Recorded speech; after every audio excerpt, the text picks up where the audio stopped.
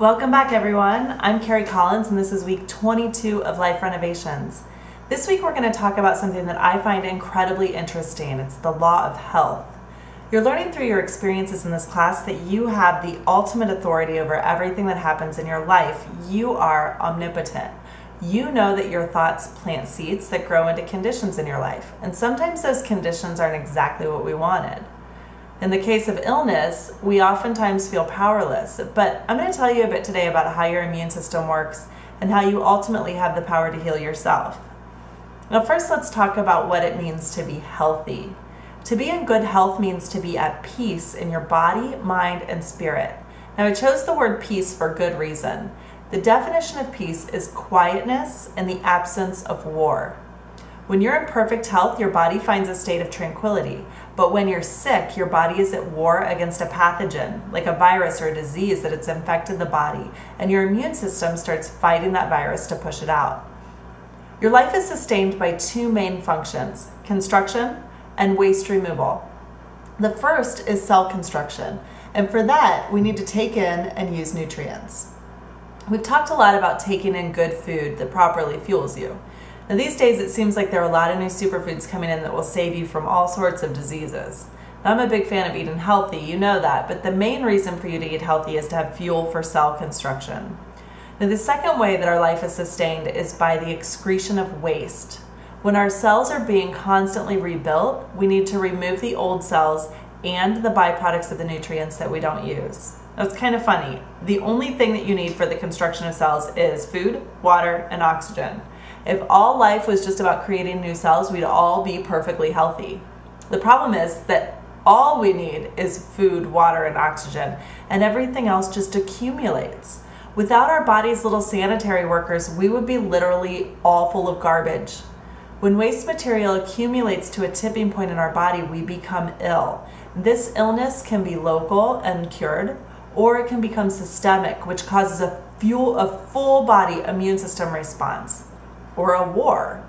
Now, when at war, nourishing foods and tonics help us rebuild and can strengthen our immune system, but we need more. We need a working army led by a strong and calm leader in your mind. If you want to be healthier, which we all do, then you have to examine your method of thinking. Now, you've learned that your entire existence, your personality, your environment, your talents, and your physical condition are all the results of your own past thinking. Remember that every thought you think produces an impression on the mind, and when it's accepted as true by the solar plexus, your subconscious mind will start acting on that truth. The problem is that each thought will attract similar thoughts, and before you know it, you've created an epidemic of negativity in your body. If your thoughts are about disease, sickness, obesity, weakness, or failure, guess what you're going to get? You have to analyze your thoughts and change them, or you'll get exactly what you're asking for. In order to be healthy, you have to be willing to think healthy thoughts. And what is health? Well, it's peace in your body. And what is peace? It's quietness. Your mind is in complete control of your body, every single part of it, through the law of vibration. And we know that our thoughts are vibrations. That's why we call them brain waves. We communicate through those vibrations to our body through the subconscious mind. Each and every cell is intelligent and listens to the commands of your mind. You're using this power each and every day. Now, just like your heartbeat right now, your heart is beating, you have all these little microphages or macrophages in your cells eating away all the waste products, putting them into your bloodstream, washing them through your liver and kidneys, and eventually flushing them down the toilet, literally. The more at peace you are, the easier the scavenger process is. And you know this because when you're stressed out, your digestion suffers. Digestion is not just food passing through you. The quality of your digestion reflects the quality of your inner self. An unhappy gut isn't just a sign that you ate something bad. It's a sign that your body isn't in a healthy place to process it. It's a stress response. You know this is true because your body is unable to digest food properly when it's dealing with heavy emotions. In the same way, your body can't process heavy emotions when it's working hard to digest food. And this is why some people constantly eat at funerals and why some people can't eat for days when they're upset. Stress causes a breakdown in your scavenger system, and it's a sign that your immune system is compromised. Now, it's hard for people to believe this at first, but take your own experiences into consideration. You know that when you're truly happy, when you're doing great things, and when you're courageous, noble, and kind, your body feels good. Good vibrations in your thoughts create good vibrations in your body. Everything's functioning properly. On the other hand, you know when your thoughts are full of anger, jealousy, envy, or hatred because you feel a heavy pit in your stomach. You know when you're stressed out that your digestion isn't functioning properly. These negative vibrations cause inharmony in your physical body. By turning your thoughts to positive vibrations, you can remove that pit from your stomach and your body starts functioning properly again. Now, this seems pretty elementary and it's not as easy as it sounds, but we know that our conscious mind has an effect on our body. For instance, when someone says something that makes you laugh really hard, your whole body starts shaking and it seems uncontrollable. But if you remember getting caught laughing in school, one glare from the teacher was enough to make you stop on a dime. In this instance, you can see that your mind has control over your muscles. In another example, when you watch a sad movie, you cry. Some people, specifically actors, can even cry on command. Now this shows that our mind has control over our glands.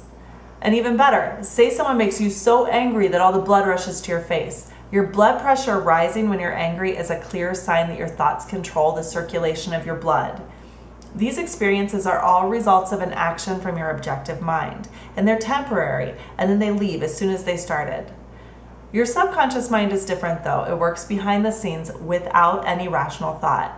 You can decide not to laugh. You can decide not to cry or not to allow your blood to boil, but you can't decide not to start repairing your skin when you've got a cut. The subconscious mind is powerful and it starts a process of thousands of workers making sure that not only does the skin rejoin, but that blood clots and infections stay out of a cut. I find it completely awe-inspiring that our bodies know how to rebuild bones when they're broken. No surgeon in the entire world can weld together a bone like the human body can. During this process, the scavenger system ensures that all the waste products, all the old cells, any germs or potential infection is removed. And this all comes from the subconscious mind without reason. It just sets these little construction workers to their job and they do it perfectly. Every second of every day, our immune system is working to keep our body at peace. I imagine it like billions of little sanitary men and construction workers keeping my job or my body in working order. As they do it, they're just like singing and dancing around and they're flirting with other cells. It's like a happy little world. They're totally at peace. And my body's totally at peace because everything's running smoothly. But the problem comes when we're invaded by a pathogen that we can't easily remove. All of our little repairmen working 24/7 in our bodies are responding to your demands on them. When you become sick, your body goes to war. And suddenly all those little guys, they stop singing, they put on their army uniforms and they get real serious. But let's look at it from another angle. I've got an analogy. Imagine the moments before the tragedy of September 11th, 2001 in New York City. I'm sure life was just another normal day in New York. Construction workers are building things and the garbage guys are collecting the garbage and they're singing songs and they're whistling at people on the street. But then suddenly tragedy hits and suddenly collecting garbage just isn't important anymore. Building a house doesn't make sense. Not only did the entire city shut down, but the entire country just froze. We became completely paralyzed by fear, worry, and anxiety. Our efforts all went to one place, the site that needed the most help. The entire support staff of the city of New York was at ground zero, and for good reason. It was disaster recovery. During this time, nothing got built and trash started piling up all over the streets, which was acceptable because it was so much less important at the time. When your body goes into disaster recovery mode, your immune system does the same thing. It focuses intently on the problem, ignoring the day-to-day tasks. The bigger the disaster, the longer it takes for us to recover. Your job when you're sick is to get yourself back to a peaceful state as soon as possible so your immune system will work at its best instead of in disaster mode. And the best way to do this is to rest, think positive, and fuel yourself with healthy food and water so your body can do its job of healing you. We get in the way by ignoring our symptoms or trying to mask them with medicine. Now, there's a time and a place for medication, don't get me wrong, but going to work when you're sick and taking a cold or flu medication, it doesn't help you recover faster. It only masks your symptoms. A runny nose, a cough, and a fever are all good tools that your immune system uses to try to expel the virus from your body. Using medication to stop this process delays the process of healing. The only way to get back to a healthy state is to create as much peace as possible in your life with rest, positive thinking, and good fuel. Now, we recover from these disasters, the colds and the flus, but what about chronic ailments? What causes life's ongoing ailments? Why are some people just constantly unhealthy? Well, one word: stress. In my opinion, stress is the number one cause of all human ailments. Most of our day-to-day stresses are not major disasters. Major disasters hit and recovery starts, but the day-to-day stresses put us in fight or flight mode all the time. We never get a sense of relief, but are constantly in fear of the next attack. This happens in today's society with feelings of insecurity at work, problems at home, road rage, waiting in line, or just trying to keep up with the demands we've set on ourselves. Fight or flight response is a primitive response from your subconscious mind. Now imagine way back, we had predators. If you came across a saber-toothed tiger on the way home from the watering hole, you had two choices. You could fight it or you could run away like mad. You get a burst of adrenaline, which makes you stronger, gives you faster reflexes. All your vital energy goes towards fighting or running. There are no other options. When your body needs all that energy, your immune system steps aside. All your little workers just get out of the way. It's not important to take out the trash when you're being eaten by a saber-toothed tiger. Back then, a run-in with a tiger wasn't an everyday occurrence. Unfortunately now, though, there are many of us who are in fight or flight response every single day. Your adrenals get so taxed that you no longer can produce adrenaline and you're just exhausted. Your immune system just knows to stay out of the way, except when it gets called in for major disaster recovery, and it ignores its everyday work. Suddenly the garbage starts to accumulate and you become overweight, low energy, out of shape. Your digestion isn't functioning properly, and worse, you develop chronic ailments. People battle this in all kinds of ways. They do crazy workouts to keep the weight off. They do colonics to clean out the garbage instead of using their own bodies. They have to use some outside source. They drink coffee or energy drinks, or even worse, they take stimulants to keep them awake. They're constantly on a cocktail of medications to mask their symptoms without addressing the cause. Your immune system has hit a tipping point where there are too many disasters to clean up, and it just doesn't have the resources anymore to heal you. I went through an experience like this in my 20s. It was my sophomore year in college. I was studying music and taking a full course load, including a music history class that I would say is the most difficult class offered in any subject and any college in the entire world in the history of education. I would put that up to a test. At the same time, I was living in a sorority house with 60 other girls, which was a good time, but it was also really difficult for an extreme introvert like me who needs a lot of time alone to rest and recharge. Now, I was eating when I could, I was studying, I was practicing a lot, and I was sleeping wherever I could find a place to lay my head. Honestly, I slept in my actual bed twice the entire first semester. The rest of the time I would catch about 2 hours of sleep at night on top of my books on the floor. It was by far the most stressful year of my entire life, and I got through it on a cocktail of coffee and cigarettes. I nearly had a nervous breakdown. That year, I was constantly sick and developed a severe allergy that required nasal steroids, prescription antihistamines, prescription decongestants, an emergency inhaler, and allergy immunity shots. My body was screaming at me to just stop, but I had no choice but to keep working or drop out of school. Now, it's amazing that I made it through that semester. I'm shocked, actually, but somehow I did it. But it took 6 years for my body to recover, partially because the medications I was on were elevating my liver enzymes and making me even sicker. I was miserable and on a path of unhealthiness in my 20s that made me feel like I would never feel better. Now that I've discovered that I actually have control over my body's responses, I'm completely off of all those medications and I'm feeling healthier than I did 15 years ago. Now, you might feel like you're at that point right now, but don't think you're too far gone. You can reverse the process too. Even more important, for those of you who are feeling stressed but are still relatively healthy, you have the ability to stop the process now. When you find the cause of your stress, you can change the effect and find peace in your body, which will lead to optimal health. Your cells are intelligent and will respond to your direction. They are creators and are striving for harmony, but they're in harmony with your thoughts. And if your thoughts are negative or stressful, the cells will vibrate in harmony with those thoughts and act similarly. If you think peaceful, positive thoughts, your body will respond with health. Many doctors treat diseases with surgery and medication, and if they're addressing the cause, I'm all for it. If a doctor can speed up the process, why waste any time? But I think many of us aren't aware that we can speed up the process as well. Healing is not a passive endeavor. You have the power to boost your immune system yourself. You do this by finding peace. No amount of vitamins, fancy berries, or kale is going to keep you healthy if you're constantly in a state of stress. The number one best thing you can do for your health is to stop waging war on your body. Remember, peace means quiet, a break from war. Remove yourself from people, places, and events that continually stress you out, and surround yourself with people, places, and events that fill you with hope, joy, and love.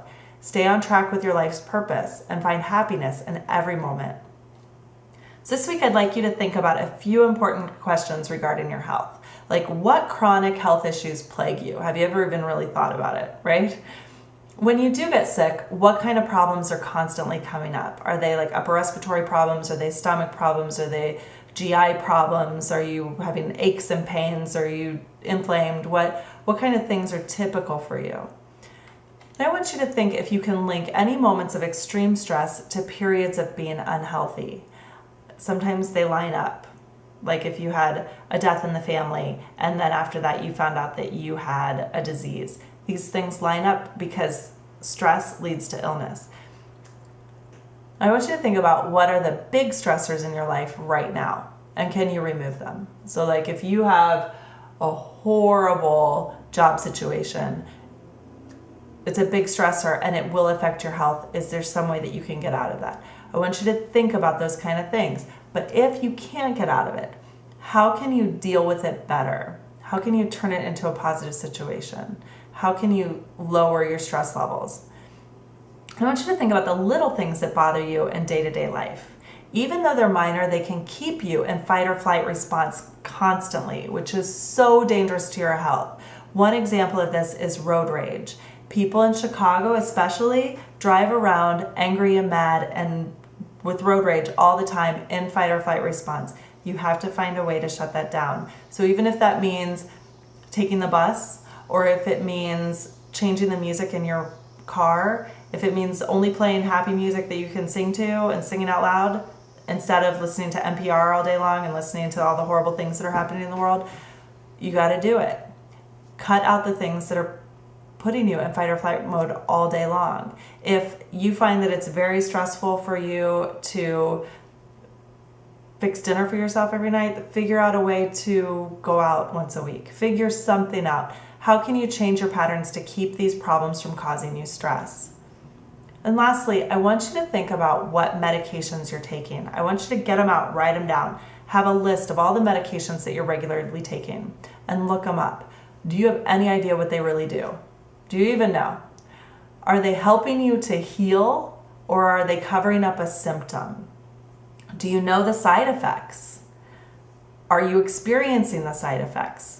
I want you to schedule an appointment with your doctor to go over these medications and see what's really necessary for you. And if there's a way to back off of them, or if there's certain ones that are better now than before, if there's something you can do. But do this with your doctor. Sit down and talk to them about what you're taking because they don't remember any more than you do.